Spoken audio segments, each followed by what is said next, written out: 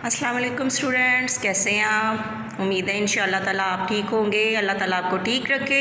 तो बच्चों अपना काम स्टार्ट करते हैं। आज आपकी जमात चहारम का 4th लेक्चर है और आज जो मैंने लेसन चुना है आपके लिए वो है खिदमतकार कौन। तो जल्दी से अपनी बुक्स लें, खोल लें और साथ साथ पेंसिल भी हाथ में रख दें, क्योंकि मैं जो आपको वर्ड्स मीनिंग बताऊंगी वो आपने साथ साथ खुद से भी नोट कर लेने हैं, ठीक है। चले जल्दी से लेके आए, फिर हम काम स्टार्ट करते हैं। जी ले आए बुक अपनी आप। अच्छा जी, ये देखें पेज नंबर आपका 42 है। अब लेसन है खिदमतगार कौन और इसके आगे सवालिया निशान है, ठीक है, जैसे मैंने बोर्ड पे भी दिखाया आपको। तो लेट्स स्टार्ट, हम इसकी अब रीडिंग करते हैं या इसकी पढ़ाई करते हैं। अच्छा जी, बहुत मज़े की स्टोरी है बेटा। मदीना मुनव्वरा में एक नाबीना बुढ़िया रहती थी। नाबीना को अंडरलाइन कीजिए, इसका मतलब है यानी जिसे दिखाई ना देता हो, इसको हम अंधा या अंधी भी कह सकते हैं। वो बेसहारा थी, जिसका कोई आसरा ना था, जिसकी कोई हेल्प करने वाला ना था, जिसकी कोई मददगार ना था कोई भी। और गुर्बत के बाइस यानी गरीब होने की वजह से वो पेवंद लगे कपड़े पहनती थी। पेवंद लगे यानी जोर यानी सिए, जगह जगह से फटे हुए थे बेचारी के कपड़े और वो उनको सी के पहनती थी, क्योंकि ज़ाहिर है उसके पास कोई दूसरा लिबास नहीं था। इसके घर की हालत बहुत ख़राब थी और घर में हर तरफ कूड़ा करकट क्या होता है कि जब मामा कहती हैं चलो जल्दी से सफाई कर लो, घर में बहुत गंद है, बहुत कूड़ा फैला हुआ है, तो यानी उसके घर में हर तरफ गंदगी दिखाई देती थी। घर में जगह जगह जाले लटकते थे। आपको पता है ना, जो लोग घर की सफाई नहीं करते, अव्वल तो ऐसे नहीं होता, आप सबके घरों में साफ़ होते हैं, नीट होते हैं, कभी ऐसे नहीं हुआ कि जाले लगे हों।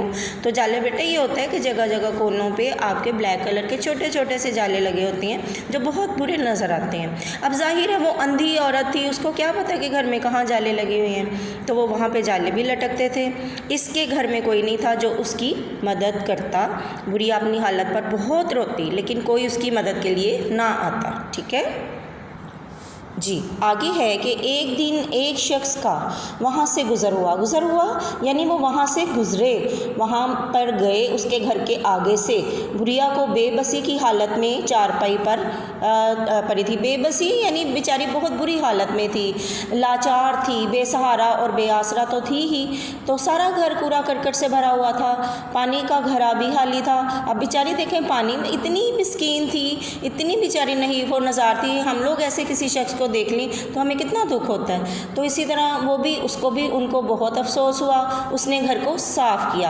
अब किसने साफ़ किया ये भी क्वेश्चन मार्क है, ये हमें बताया ही नहीं कि कौन आया और किसने देखा उसको और किसने घर को साफ़ कर दिया।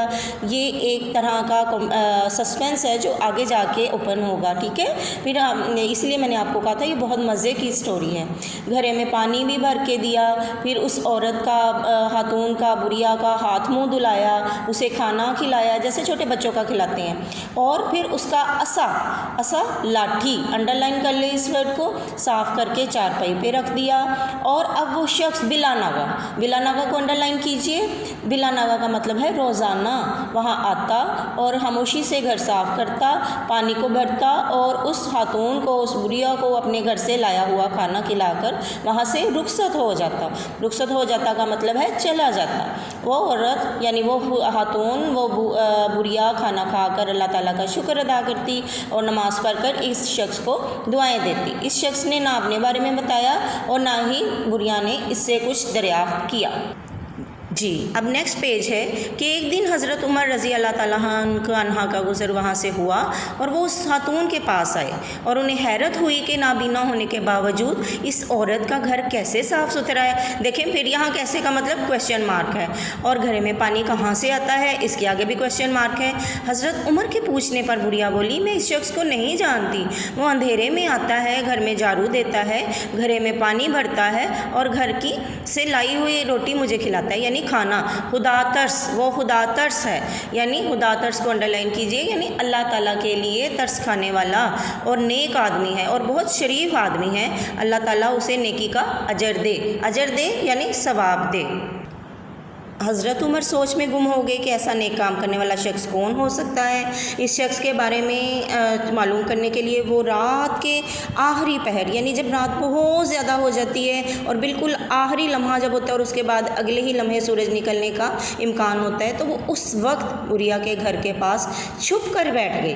بوریا کی خدمت کرنے والا شخص ابھی تک نہیں پہنچا تھا۔ اب دیکھیں آپ کہ وہ شخص جو تھا وہ بھی اس ٹائم پہ آتا تھا جب کہ رات کے ٹائم پہ کوئی انہیں پہچان نہ پائے۔